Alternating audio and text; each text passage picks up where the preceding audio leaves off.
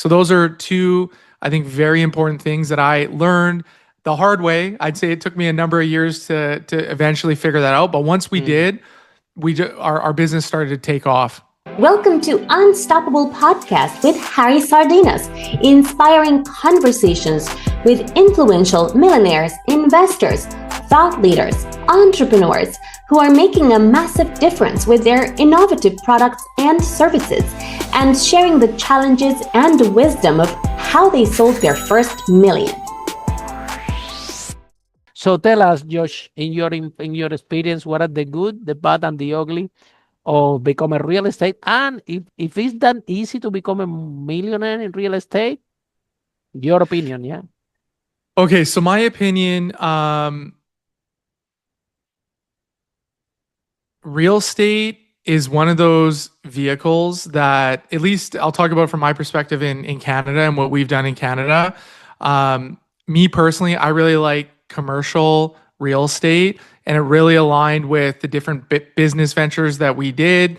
So, obviously acquiring some sort of commercial real estate that we can fit our operating companies in. That's obviously a good strategic move for our business. And then if you can, get a bigger footprint and get some income from that on, business clients and things like that. I personally, I really like the commercial real estate. Residential is good as well. My wife and I, we've done some residential. I think we've had a good 10-year run here in Canada. The past couple years obviously has been challenging with, refinancing, and especially, we live in Vancouver. It's very hard to have cash flowing opportunities. We've really rode the wave of appreciation. So that's something that I think is challenging right now in real estate. And the thing that I always tell people that invest in real estate, and it's something that I learned from mentors, is like, obviously when the market's hot and you're getting the appreciation, things are good. The real estate, just like anything, there's cycles, and we're in a bit of a down cycle here in Vancouver and in Canada. And so the way that we all over the world, I think, is the down cycle of the real estate.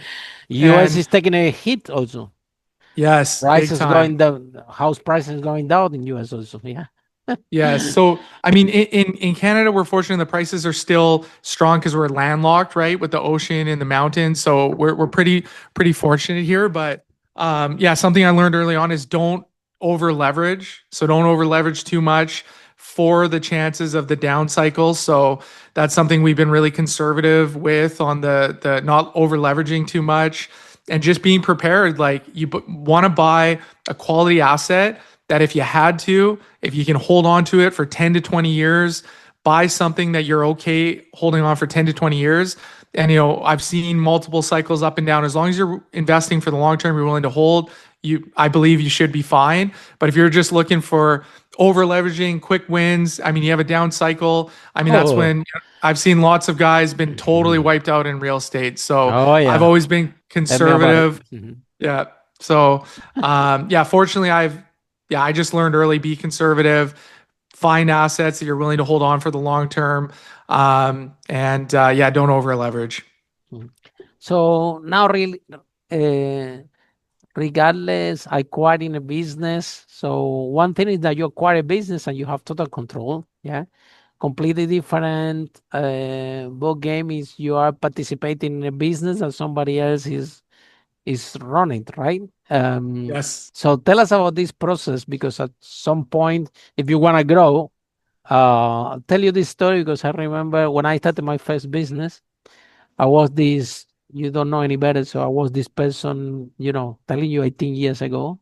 I'm the big boss. Everybody has to do what I say. I'm the big deal here. You make it. You go. My first business, I was doing rent to rent in London. It's a real estate. I was renting property, renting back again. So, of course, you make a lot of cash flow, a lot of money. You don't own anything, so the business is brilliant. You have very low costs and very good margins. So, but I remember I started to go to the office like this with this. I'm a big deal. Everybody had to do what I say and so on. And all of a sudden, I end up in a situation I was exhausted. I was thinking, It was at one point we have like 177 tenants. They all want to speak with me. They don't care Yes. if it's at 3 a.m., 4 a.m., because, Yes. they even want to go on holiday or they bring a family member and, they need authorization. They knew that Harry Yep. is the only person that can authorize that. So they all want to speak with me. It doesn't matter 4 a.m. It doesn't matter if I don't sleep. Yep. It's okay with them. Yep. And then I have all the employees coming to tell me, Harry, how can I do this? How can I do that? And I'm going home and thinking, these people are going to kill me. There are way too Yes. many. So I decided to surrender that ego, out of Right. survival, Yep. and to start to work with the team. One of the things I did is I called my manager. His name was Eva. I said, Eva, look, from now you are Harry. What? Yeah, you are Harry. So everybody want to talk to me, will talk to Yep. you, and you Yep. solve it. You do whatever they want. If they want to bring whatever, you say whatever you decide is okay. You are Harry from now on. I remember I did that, and with the team I did that. I put something in the office that say, okay, if you have a problem, just propose Yep. 2, 3 solutions, and you pick your favorite. We evaluate that, and Love if it it. works, it I do the works. If it same doesn't, it thing. doesn't, Yep. and we keep going because otherwise I'm thinking inside this. If I don't do this, people are gonna kill me. And Yes. then, guess what happened, Josh? One day I arrived to the office and my manager Eva told me, Harry, go Yeah. home. We don't need you here. I'm like, what?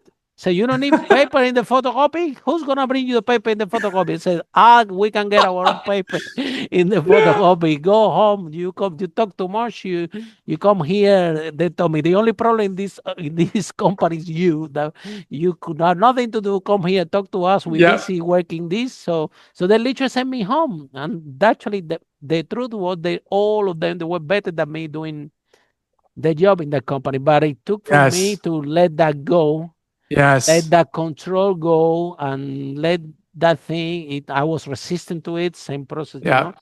But eventually, when I surrendered to it, I mean, I got a big surprise. I even get obsolete in my own company. You know what I mean? Right. I remember she was going once a month to tell me what she was doing with the company. She was there to inform me, Harry, I did this, I did that. I'm like, wow, you did that. Well, better than what I thought. Ah, you did that. Oh, wow. Yeah, I'm going to take this. I'm going to Wow. take this. This tenant is going to move in here. I'm like, wow, this guy's amazing. You know, Yes. so so when you bring the right people, the company can go. So tell us about, but still, Josh, this I've been in this process. It's very difficult to let go, and it's not just paying because I have employees that stole money from me, deposits and things like that, right? Yes. You go to Totally. holiday, real estate, a lot of money gets involved, and you send an employee to collect rent, to do this, to do that, and then you come back and the whole money is gone and the Yes. person is gone, and Yes. so then now you back again. Wow, I'm leaving Yes. too much trust to the team and so on. Yep. So tell us, you going through this process now. What have been your biggest challenge? So in regards to like the people side of the business Yes, and exactly. yeah, Like start to have participation on shares or pieces in business that you don't control 100%. yeah. So I mean it's a great question. It's something I think a lot of business owners and entrepreneurs struggle with. And even in our own business, we could only take the business so far based on our capacity, right? So early on, I thought I needed to be in all the big sales meetings. Mm-hmm, mm-hmm. I had to lead the team. I had to do all the recruiting. I had to, obviously I had my wife with me as well, but we originally my thinking was we had to be in control and we had to, be there. And I felt like that was also the humble thing to do as well. Like getting our hands dirty and showing the team we can get our hands dirty. And really, after running Mm-hmm. multiple companies and getting to that like $2-3 million mark, realized the ceiling was actually because of us, because we Mm-hmm. were doing too many things, getting our Mm-hmm. hands involved in too many things.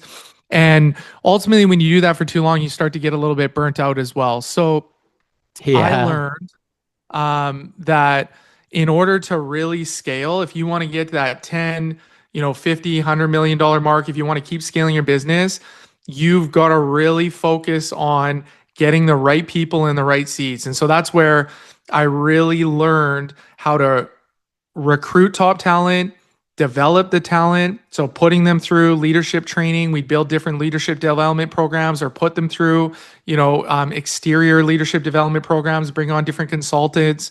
And so that was the thing I realized is like, it's important. You don't just give full trust right away. Trust is obviously earned. So at the very beginning, when I'm working with a new person or a new leader, I'll be transparent. I'm a little bit micromanagey to like get them set up, making sure they're set up for success. They got the right systems, they have the right procedures.